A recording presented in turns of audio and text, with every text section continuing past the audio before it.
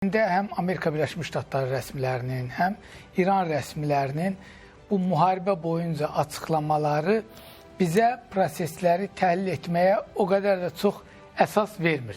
Əvvəllər biz alışmışdıq ki, dövlət başçıları, deyək, müdafiə nazirləri, xarici işlər nazirləri açıqlama verəndə o açıqlamalar sadə vətəndaşlara da, təhlilçilərə də, ekspertlərə də müəyyən bir işarə olurdu, bir əsas yaradırdı ki, mövcud vəziyyəti və gedişatı o açıqlamalar üzərindən təhlil edə bilək.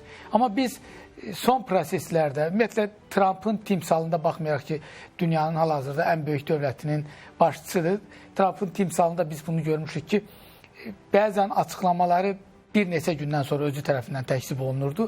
Bəzən isə bir neçə saat sonra özü tərəfindən təkzib olunur. İndi sanki dəqiqələr sonrasında baş verir bu. Proqnozlaşdırıla bilməyən prezident obrazı onsuz da var idi. Müharibə boyunca isə bir-biri ilə təzadlı fikirlər irəli sürən lider obrazında oldu. Digər Amerika Birləşmiş Ştatları rəsmiləri də buna bənzər mövqe nümayiş etdirir.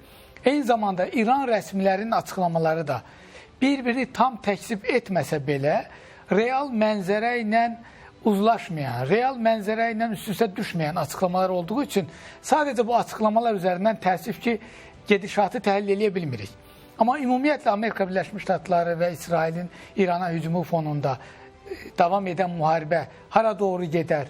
Tutaq ki, atəşkəs və ya sülh nə qədər realdır, dağıdıcı zərbələrin endirilməsi ehtimalı nə qədər realdır? Bunlarla bağlı fikir yürüdə bilərik. Yəni, həm İran rəsmiləri, həm Amerika Birləşmiş Ştatları və İsrail rəsmiləri xüsusən son 2 gündə bir-birlərini daha da ağır zərbələr endirməklə hədələyiblər. Yəni, son 48 saat ərzində biz hər iki tərəfin yüksək səviyyəli rəsmilərindən daha ağır, daha dağıdıcı, daha sarsıdıcı zərbələrin endiriləcəyi ilə bağlı açıqlamalar eşitmişik. Amma bu nəyə işarədir, Araz bəy? Əslində, hər iki tərəf eyni zamanda psixoloji müharibə aparır. Bu, müharibənin təbii bir tərəfidir. Həm daxili ictimai rəyə müsbət mesaj vermək üçün, həm qarşı ictimai rəyi daha qorxutmaq, daha çəkindirmək üçün. Çünki hər ikisi bilir ki, digər tərəfin ictimai rəyi, digər tərəfin rəhbərliyi ətrafında nə qədər sıx birləşsə, onun işi bir o qədər çətin olacaq. Düzdür, İran daha böyük zərbiyə məruz qalıb, İran daha dağıdıcı zərbiyə məruz qalıb, amma İran ictimai rəyi daha dağıdıcı zərbələrə rəğmən müharibəni davam etdirmə iradəsi daha güclü olan tərəfdir. Daha dağıdıcı zərbələrə rəğmən. Bu yerdə Araz bəy, Hexetin digər bir açıqlaması var. Deyir ki, İranın raket buraxılışları 90%, dron hücumları isə 83% azalıb. Siz əməliyyatların tendensiyasını izləyirsiniz hər gün. Doğru mu bir yanaşmadır? Necə qiymətləndirirsiniz? Doğrudan da son günlərdə İran tərəfdən zərbələrin endirilmə sıxlığı azalıb. Bunun bir neçə səbəbi var. Birincisi, Amerika Birləşmiş Ştatları və İsrail İranın zərbə endirmə potensialını azaldıblar. Yəni, raketləri atmaq üçün istifadə etdiyi qurğuları önəmli ölçüdə sıradan çıxardıblar. Amma başqa bir qrup təhlilçiyə görə bu eyni zamanda İranın müharibə taktikasından qaynaqlanır. Çünki İranın potensialı ilə İranla müharibə aparan tərəflərin potensialı eyni deyil. İranın endirdiyi zərbələrin, raket və dron zərbələrinin havada zərərsizləşdirilməsi ilə bağlı sadəcə İrana ilk hücum edən 2 dövlət yox, digər bir çox dövlət də bərabər iştirak edir. Və İranın, yəni təxmin belə idi ki, Amerika Birləşmiş Ştatları və İsrail ilk dalğada İranın potensialının böyük hissəsini sıradan çıxarmağı qarşısına məqsəd qoymuşdu. İran isə ilk mərhələdə qarşı tərəfin hava hücumundan müdafiə sistemlərini yormağı və zəiflətməyi qarşısına məqsəd qoymuşdu. Əslində, ilk prosesdə Amerika Birləşmiş Ştatları və İsrail də müəyyən dərəcədə məqsədinə çatdı, amma sadəcə onlar yox. İran da müəyyən dərəcədə məqsədinə çatdı. Yəni, Amerika Birləşmiş Ştatları və İsrail İranın qarşı tərəfə zərbə endirmə potensialını zəiflətdi. Amma İran eyni zamanda, İsrail və Amerika Birləşmiş Ştatlarının hava hücumundan müdafiə sistemlərini yormağı və zəiflətməklə bağlı da məqsədinə çatdı. Ona görə bundan sonraki mərhələ hər iki tərəf üçün əldəki resurslardan daha ehtiyatlı və daha səmərəli istifadə etmə mərhələsidir. Ona görə İranın hücumlarındakı sıxlığın azalması sadəcə ABŞ və İsrailin uğuru deyil. O istiqamət var. Amma eyni zamanda İranın da taktikasının bir parçasıdır. Aydındır. Araz bəy, digər tərəfdən də biz Hörmüz boğazı ilə bağlı bu dəqiqələrdə gərgin bəyanatların şahid oluruq. Trumpın hədəsi var idi, daha sonra sepah şərtlərini açıqladı. Səfirliklər çıxarılmalıdır. Hansı ölkə Amerika Birləşmiş Ştatları səfirliyini çıxardırsa öz ölkəsindən biz onların gəmilərini keçməsinə icazə verəcəyik dedi. Larijani'nin də bir açıqlaması oldu. Bir mesaj ötürdü Amerika Birləşmiş Ştatlarına. Hörmüz boğazı ilə bağlı məsələyə yanaşmanızı almaq istəyirəm. Yəni boğazı bağladı, bağlamadı amma faktiki olaraq əməliyyatların getdiyi dönəmdə gəmilər oradan hərəkət edə bilmirlər. Ən azından təhlükəsizlik məsələləri göz önündədir və buna görə də hazırda donmuş vəziyyətdədir, belə deyək, oradakı nəqliyyat. Necə olacaq bu proses? Bu da Amerika Birləşmiş Ştatlarının əsas narahatlıqlarından birini meydana gətirir. Neft qiymətlərinin yüksəlməsi. Bu günlərdə hətta Rusiya ilə də intensiv təmasları biz görə bilirik. O başqa məsələdir. Amma Amerika Birləşmiş Ştatları İran Hörmüz boğazı məsələsini necə həll eləyəcək? Bəli, Hörmüz boğazının təhlükəsizliyini tam və uzun müddətli təminat altına almaq region ölkələrinin dinc şəraitdə yaşamasından mümkündür. Bu elə bir məsələdir ki, Amerika Birləşmiş Ştatları, İsrail, Avropadakı müttəfiqlər, bütövlükdə NATO prosesi nəzarət altında saxlamaq istəsə belə, tam təhlükəsizlik İranla müharibənin davam etdiyi şəraitdə söhbət hər iki variantdan gedir. Yəni, intensiv döyüşlərin getdiyi şərait və ya intensiv döyüşlərin çox zəiflədiyi şərait. Hər iki halda, əgər İranla gərginlik yoluna qoyulmasa, Hörmüz boğazında təhlükəsizliyi tam təmin etmək mümkün olmayacaq. Bu sadəcə İranla bağlı da deyil. Boğazın ətrafında yerləşən istənilən dövlət bir şəkildə boğazdakı hərəkəti iflic etmək məqsədini qarşısına qoysa, hətta İrandan hərbi cəhətdən daha zəif olan dövlətlər belə. Yenə də o təhlükəsizlik problemi davam edəcək. İndiki halda təbii ki, dünya iqtisadiyyatı baxımından həm neftin biz enerji kimi rolunu bilirik, amma eyni zamanda dünya iqtisadiyyatının əsas xammal maddələrindən biridir neft. Yəni sadəcə enerji mənbəyi deyil. İqtisadiyyatın əsas xammalıdır. Bu mənada Hörmüz boğazından İranın təzyiq vasitəsi kimi istifadə etməsi əslində daha öncəki təcrübədə Ərəb-İsrail münaqişələri zamanı Ərəb dövlətlərinin istifadə etdiyi taktikaya oxşuyur.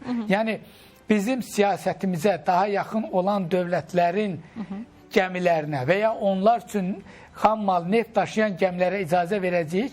Bunu həm 67-ci ildə, həm 73-cü ildə Ərəb-İsrail münaqişələrində Ərəb dövlətləri qismən uğurla bu taktikanı tətbiq eləmişlər. İndi İran üçün uğurludur deyə bilərikmi? İran ona yönəlir. Tam uğurlu deyil. Qismən uğurludur. Nəyə görə tam deyil deyirsiniz? Çünki hələ yeni başlayıb bunu elan etməyə və eyni zamanda İranla Amerika Birləşmiş Ştatları, İsrail arasındakı müharibənin xarakteri də bir qədər fərqlidir. Amma İran bundan təzyiq aləti kimi istifadə etsə... Araz bəy, çox üzr istəyirəm. Son dəqiqə yeni bir məlumatımız var. Fikrinizi elə qaldığınız yerdən davam etdirəcək. Dəyərli izləyicilər, yeni bir xəbər var. Belə ki, İranın İsrailə raket atması nəticəsində 2 Azərbaycanlı Amid Murtuzov və Rüstəm Qulamov həlak olub. Bu barədə Times of Israel məlumat yayıb. Bir daha qeyd edək, İsrail mətbuatının məlumatını vurğuluyuruq. Bildirilib ki, onlar Təl-Əvivin Petah Tikva adlanan hissəsində kasetli bombanın düşməsi nəticəsində həyatlarını itirib. Qeyd edilib ki, hər iki şəxs tikinti sahəsində çalışırmış və işlədikləri yerdə həlak olublar deyə vurğulanıb. Bir daha qeyd eləyək ki, dəyərli izləyicilər, Qafqaz İnfonun xəbərinə görə bu məlumatla bağlı Times of Israel xəbər yayıb və həmin xəbərdə qeyd edilib ki, İranın İsrailə raket atması nəticəsində 2 nəfər Azərbaycanlı Amid Murtuzov və Rüstəm Qulamov həlak olub. Bununla əlaqədar olaraq hələ ki, Xarici İşlər Nazirliyindən rəsmi təsdiq gəlməyib, amma efrimizin irəliləyən dəqiqələrində yenilənən məlumatları diqqətinizə çatdıracağıq. Davam etmək istəyir Araz bəy müzakirəmizlə. Bu məsələyə də toxunaq istəyirəm, çünki önəmli bir məsələdir. İndiyə qədər İranda və İsraildə yaralıların, Azərbaycanlı vətəndaşların olub-olmaması ilə bağlı daim Xarici İşlər Nazirliyindən xəbərlər gəlirdi və biz onları təqdim edirik. İndi hələ ki, Xarici İşlər Nazirliyi bu məsələ ilə bağlı dəqiqləşdirmə aparır. Amma İsrail mətbuatının məlumatıdır. Əlbəttə ki, bu məlumatın biz təksib edilməsini gözləyirik. Yəni, istədiyimiz budur, istədiyimiz senari budur. Amma digər tərəfdə insanların həyatlarını itirməsi və ləxsus da ki, Körfəz ölkələri hədəf alınarkən heç münaqişənin tərəfi olmayan ölkələrin vətəndaşlarının həyatını itirməsi, yaralanması elə eyni zamanda Azərbaycan vətəndaşlarını da indi təqdim etdi. Həqiqətən də ağrıdıcı bir məqamdır. bu çox üz-üzüdür. İnşallah sizin dediyiniz kimi inşallah ki doğru olmaz, təkzib onlar. Amma bütün hallarda həm vətəndaşlar özləri bu məsələyə maksimum diqqət göstərməlidirlər. Düz Azərbaycan dövləti əlindən gələni eləyir ki, münaqişə bölgəsindəki bütün Azərbaycan vətəndaşlarının təxliyəsini mümkün yollarla, təhlükəsiz yollarla həyata keçirsin.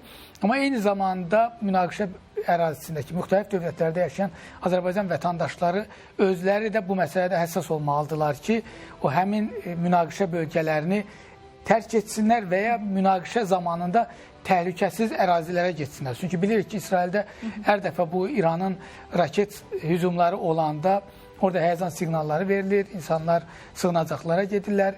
Yəni, münaqişə bəziləri təxmin edirdi ki, çox qısa müddətli olacaq, amma hazırki gedişat hər iki tərəfin verdiyi açıqlamalara baxmayaraq münaqişənin biraz daha uzun müddət davam edəcəyini göstərir. Ona görə yaxşı olar ki, Azərbaycan vətəndaşları birinci olduqları yerdə, çünki xəbərdə ən azı siz elə qeyd etdiniz Qafqaz İnfoya əsasən ki, işlədikləri yerdə onlar həyatlarını itiriblər. Halbuki raket hücumları zamanı həyəcan siqnalı verilir.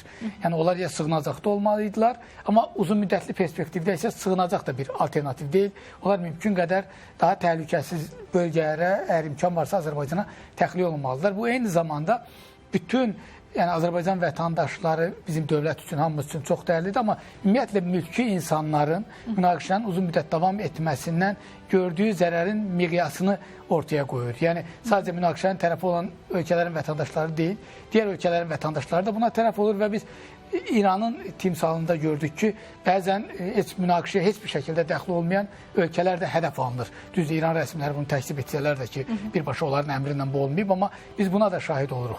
Ona görə indi o Körfəzdə hərəkətin tənzimlənməsi, təhlükəsizliyin tənzimlənməsi, onun qlobal iqtisadi yaradacağı risk, müxtəlif dövlətlər üzərində yaradacağı təzyiq məsələnin bir tərəfidir. Amma biz bilirik ki, hal-hazırda da baxmayaraq ki, İran hədəliyir, yenə də oradan tankerlərin hərəkətləri olur. Və o tankerlərin bəziləri İran tərəfindən az da olsa olur və o İranın tələbinə baxmayaraq hərəkət etmək istəyən tankerlər hədəf alınır.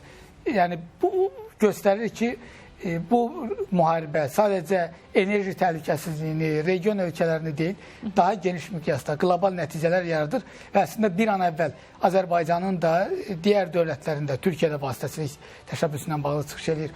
Arzusu bir an əvvəl bu münaqişənin başa çatmasıdır, amma hazırki vəziyyət, Amerika rəsmilərinin açıqlamalarına baxmayaraq, hazırki vəziyyət, çünki danışıqlar gedərkən İrana hücum oldu. Bu istiqamətdə mən açıqlamaları da təqdim etdim müzakirədən öncə. Görürsünüz, bir-birinə təzadlı açıqlamalar gəlir. Trump deyir ki, İranlılar bunu istəyiblər, mənə müraciət edirlər və bundan öncə də bir neçə dəfə bu fikri səsləndirib, xatirimizdə ötən həftə ərzində. Amma İranlılar isə israrla deyirlər ki, biz hazırki məqamda hansısa danışığa getməyəcək, çünki müharibəni başladan tərəf biz deyilik. Ona görə bitirməyi də biz düşünmürük, biz özümüzü müdafiə edirik deyilir. İndi hansı tərəf doğrudur, hansı tərəf yanlışdır, bu bir qədər belə deyək, əsas sual deyil də, bəs o zaman əsas sual da bu yaranır ki, masaya geri qayıdacaqmı tərəflər? Hansı məqamda ola bilər ki, yenidən görüş olsun? Çünki İran tərəfi vasitəçilik səylərini də rədd edir. Nə olacaq o zaman? Bəli, çünki danışıqlar davam edərkən İrana hücum edildi və arqument kimi Amerika Birləşmiş Ştatları rəsmilərinin mütəmadi olaraq ortaya atdığı əsas budur ki, Trump da yenə dünən bunu səsləndirdi ki, biz əgər hücum etməsəydik, 2 gün sonra İran hücum edəcəkdi. Ona görə hücum etdik. Bu əsas arqumentdir. Bu, müxtəlif dövrlərdə müxtəlif dövlətlərin ortaya atdığı arqumentdir. Necə ki, indi də İrana qarşı bu ortaya atılır. Hal-hazırki vəziyyətdə müharibənin dayanması iyun təcrübəsindən sonra, xatırlayırsınızsa, iyunda da 12 günlük müharibədə də bənzər proses getmişdi. Müharibə dayanmışdı, danışıqlar başlamışdı. Amerika Birləşmiş Ştatları və İsrail hava hücumundan müdafiə sistemini əsasən bərpa etdikdən sonra İrana yeni hücum oldu. Ona görə bu dəfə Amerika Birləşmiş Ştatlarının müharibəni dayandıraq fikrini məncə İran qəbul etməyəcək. Çünki İran yenə fikirləşəcək ki, Amerika Birləşmiş Ştatları və İsrail hava hücumundan müdafiə sistemlərini möhkəmləndirəndən sonra nail olmadığı məqsədlərə, hərbi yolla nail olmadığı məqsədlərə nail olmaq üçün yeni hücum həyata keçirəcək. Onların niyyətləri nə idi? İranın nüvə proqramının dayandırılması, balistik raket proqramının dayandırılması, yox edilməsi. İran da bunu qəbul etmək istəmir. İran əgər indiki şəraitdə sülhə getsə, o halda sülhə getməlidir ki, o danışıqlar zamanı Amerika Birləşmiş Ştatlarının irəli sürdüyü şərtləri qəbul etmiş olsun. Yəni, hətta Amerika Birləşmiş Ştatları indi bunu istəməsə belə, yəni deyək ki, Amerika Birləşmiş Ştatları indi atəşkəsə getmək üçün İranın nüvə proqramından imtinasını şərt kimi irəli sürmür, balistik raket proqramından imtinasını şərt kimi irəli sürmür, sadəcə müharibəni dayandırmaq istəyir. Bu halda belə İran müharibəni dayandırsa, yenə həmin o iki şərti qəbul etmiş olmalıdır. Çünki qəbul etmiş olmasa, növbəti mərhələdə yenə hücuma məruz qalacaq. Ona görə İran müharibəni uzadıb, Amerika Birləşmiş Ştatlarının qeyri-rəsmi olsa belə, müəyyən mərhələdə İranın nüvə proqramından, dinc xarakterli amma nüvə proqramından razılaşmış olmasını istəyəcək. Ona görə İran rəsmiləri əlavə bir şərt... O zaman Amerika nə əldə elədi? Amerika çox güman ki, əgər indiki vəziyyətdə dayanmağa getsə, amma bu zəif ehtimaldır, əldə etdiyi regionun qeyri-sabitləşməsi olacaq. Çünki biz əmin deyilik ki, Amerika Birləşmiş Ştatlarının bu prosesdə məqsədi tam nə idi?